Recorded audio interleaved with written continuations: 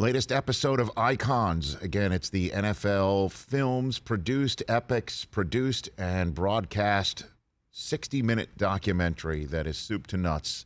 Fantastic about the subject matter at hand. An iconic football player and Jerome Bettis getting the Icons treatment this week, joining me on the Mercedes-Benz Vans phone line right now. How are you, JB?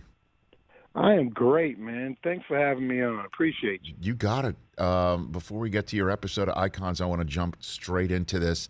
The Sunday night game where every Steeler under the sun that got inducted this past year into the Hall of Fame after 2 years, everybody got their rings on the field and gold jackets all around. What was that like for you that night, Jerome? You know, it was just great to see these guys, get the credit that they deserve. And, with the crowd and, it's that one last opportunity to get that, the adulation from the fans and that moment. And just to see those guys, man, I was so proud to watch all that happen. And it was impressive to see. Yeah, but let's stop being humble here. Because I'll say it, because you're a humble guy. I mean, what was that like for you? Like, you're a Steeler legend. You know what I'm saying? Like, now your playing career is over, as we've known for a while, but now you're there. That's Mel Blount and Rod Woodson, and I could go all on down the line here of like whenever the Steelers get Hall of Famers together, and you're one of the first calls made because it can't be held without you. What is that like for you, a kid from Detroit, Jerome Bettis? Come on now.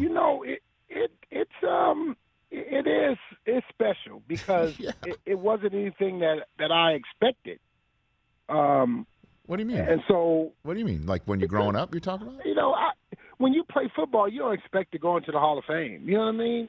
And so I was just expected to hopefully have a good career and make my family proud, do those kind of things. And as I got going, the kind of that inside thing that you have that is pushing you and driving you, it kind of went into overdrive. And so I just, I wanted to be the best I could possibly be, and that ultimately resulted in a Hall of Fame career. But that wasn't the plan. So to get that nod and to be standing next to these giants for the Steeler organization, I mean, it was just like, wow. Because I just go back to, a young kid from Detroit that, was his first year of football was in ninth grade. So to go from there to be standing next to the giants of the game, it was a wow moment for me. Yeah, and I guess that what I just asked was a question version, Jerome Bettis, of what Troy Polamalu said in his speech, in his induction speech this year, is that when Steeler players who are in the Hall of Fame look at you and said you could have played for us, with us, that's the ultimate compliment, like that. It is. Somebody like Jack Lambert or whomever, or Bradshaw or whomever can look at you and go, Lynn Swann, all those guys, you could play with us. Like that's it right there. That's pretty much it. And for me, I had that moment when Jim Brown, I go into the Hall of Fame, and we have that press conference that Saturday at the Super Bowl, and I get up on the stage, and Jim Brown is there, and I go to say hello to Jim Brown, and he says, "Welcome to the family." He says, he says, "We're just alike. You're just like me. I'm just like you." And I was thinking, like, no, I'm not just like you, Mr. Brown. No, not quite. But it was him, saying that. It was just like, wow. For him to say something like that was very special, and it was that moment for me that, wow, I made it. Yeah, NFL Icons is an 8-part documentary series that is produced by NFL Films. I am honored to be narrating it for Epics, and Jerome Bettis's piece and his episode comes up this Saturday night at 10 Eastern time on Epics, and we'll get into that a little bit more. Let's linger in the present now. That night, Najee Harris had his best game as a Steeler. I mean, they really leaned on him, and he's balancing out this offense. Is he as big in person as he looks on television? Jerome? He is. He's taller than me. He's got a good build. Not as big as me, of course, but I mean, he is put together. And so I was impressed because you don't know what a guy looks like, and so until you get up on him. And I had a charity golf event. He came out to support it about a week and a half ago, and I got a chance to see him, and I was just like, whoa, okay, I get it now. He's put together. He's tall, but he's built, and he runs with that passion, that energy, and you see him. I mean, he's jumping over guys, he's running over guys, he's running around guys, and I'm saying, like, this guy he's got that it, and it's just fun to watch another guy in the early part of his development have that thing that you want to see, and with the organization that can utilize his skill set. He might be the most valuable Steeler on the team. I'm not going to lie, and I know what I'm saying. I understand that is a mouthful, and that there's T.J. Watt, and there's this and there's that, and Watt, pretty much ended the game in overtime. So how about this? I'll say he's as valuable as T.J. Watt because he is what helps Ben not have to wing it 40, 50 times a night. There's a reason why I think Ben wasn't hit or sacked on Sunday night against the Seahawks, because here comes 22 potentially being rolled downhill, or he's an option coming out of the backfield for the passing game. What do you think, Jerome? Rich, that was not too much to say. That wasn't. I understand, TJ and all those guys on defense, but I would dare say you are correct because if he is not there, it's a one-dimensional offense, and we have seen that story. We know what that looks like. Ben is going to get hit 20 times. He's not going to make it out the season, and it's going to be a lost season. You bring a Najee Harris, you bring him in, now they become a multi-dimensional football team. Run the football, throw the football, screen game, play-action game. All these things start to happen. Now, all of a sudden, you've got a totally different football team. You've got a different offense, but more importantly, like you said, you have a different quarterback. You have a guy that can throw it. He can spin it. And people talk about Ben, he's washed up. Ben can still spin it. The problem is he doesn't have the ability to stretch the play like he used to with his legs. And now that he's getting older, he's starting to lose some of that. So he needs some more protection in the pocket. So if you can give him some protection, i.e. running game, don't force him to have to throw the ball 40, 50 times a game, now you've got a sustainable offense that can go out week in and week out and win football games with a championship caliber defense. All of a sudden, you got an opportunity to make something happen. What do you think's going through Ben's mind in this as he is growing older? I'll be honest with you, Jerome. I know you don't watch everything that I say, and even though you're a friend, I still consider you that, despite not seeing everything that comes out of my mouth.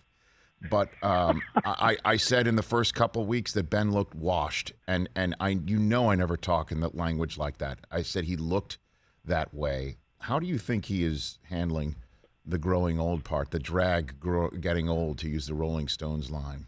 You know what? He gets it. And that's the one thing. Ben gets it. He understands it. And he understands the criticism. He gets all of that. He knows that. But he also knows that if you can give him some help, then he can do some things. I'm a 40-year-old guy getting bashed around and beat up and hit 30, 40 times all over the body. He's not going to be accurate. You're going to want to get the ball out of your hand. He's playing hot potato with the ball. He's trying to get it out of his hand as quick as possible. And sometimes it's going to the wrong guy. And so, but if you protect him, you give him a chance, you allow that offense to do other things, then all of a sudden you got a poised quarterback who knows how to win football games. He can still make every throw. And so I just think, if you can take some pressure off of him, then he's going to be much better. He's going to respond much better.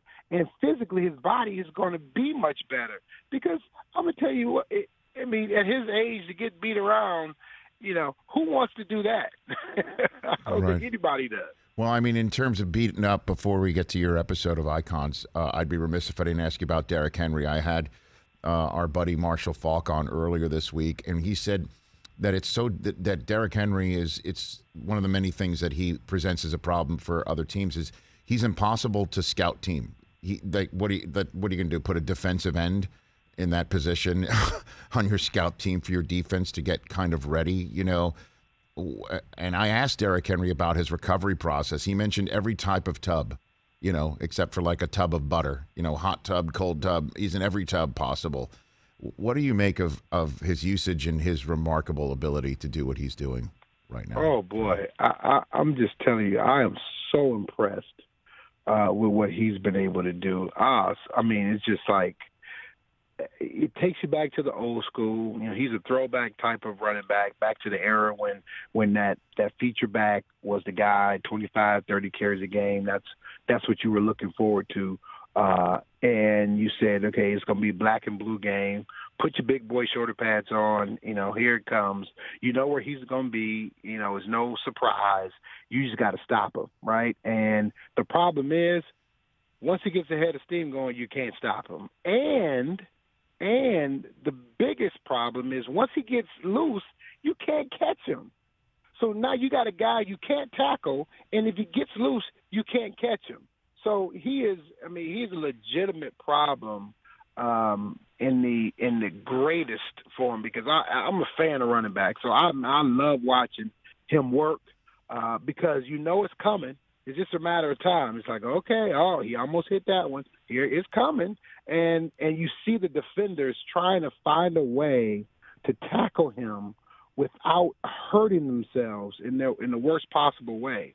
And, you know, he's just stiff-arming guys, throwing guys around because everybody's coming in with concern of their own health. So that's why it's so fun to see. What a great way to put it. Everyone's coming in with concern.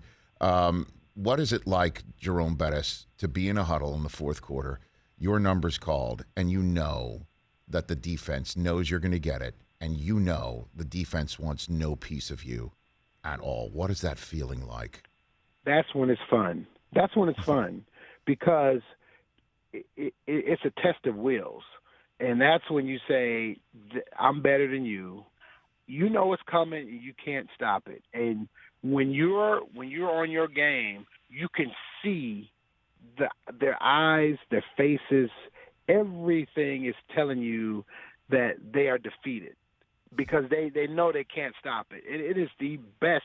For a running back, it's the absolute best feeling to have to know fourth quarter, 3 minutes to go, you won't touch the ball again. We're going to finish this out.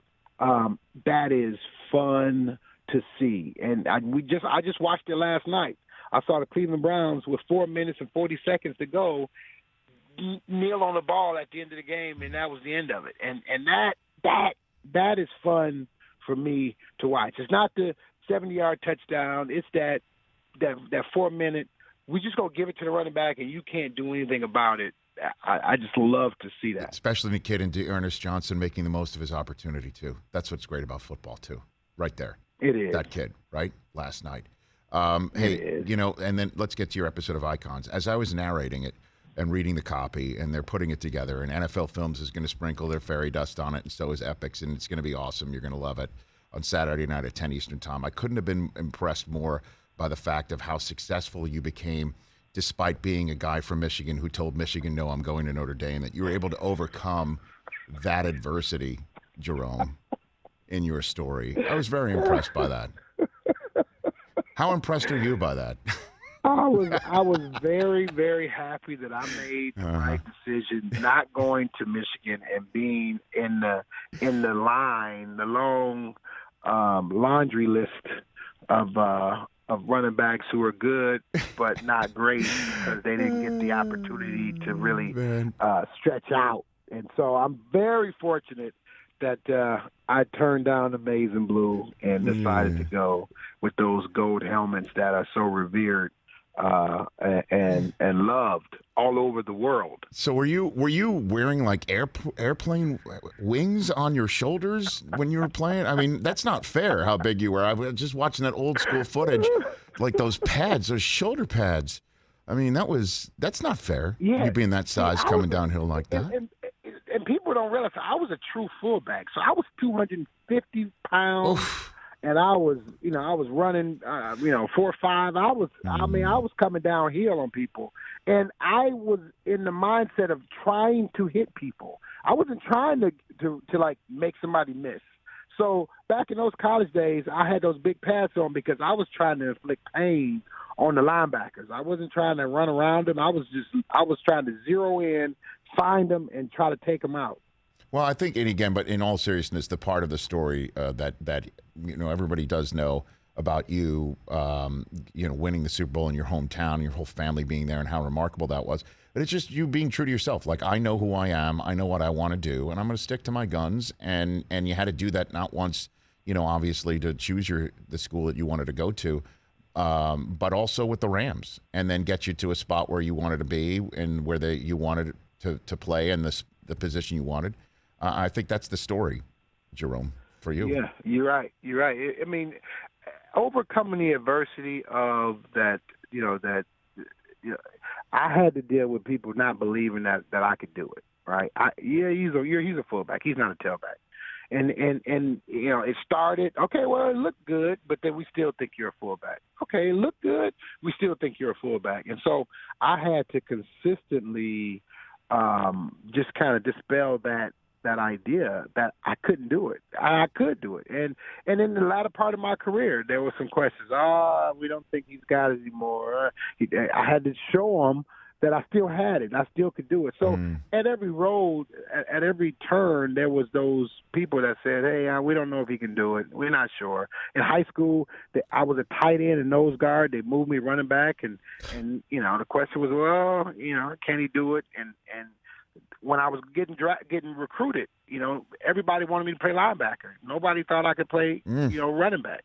So it was a lot of that in my entire career, but that's what kind of drove me. That was that fuel that kept me going to show that, I was more than capable of getting the job done, and I proved to be right. If you were playing now, Jerome, last one for you. If you're playing now and under the new rules, would you have traded in your 36 for number 6? Would you have gone back to your college number like so many of the players are doing right now? Actually, I would not have, because my high school number was 36.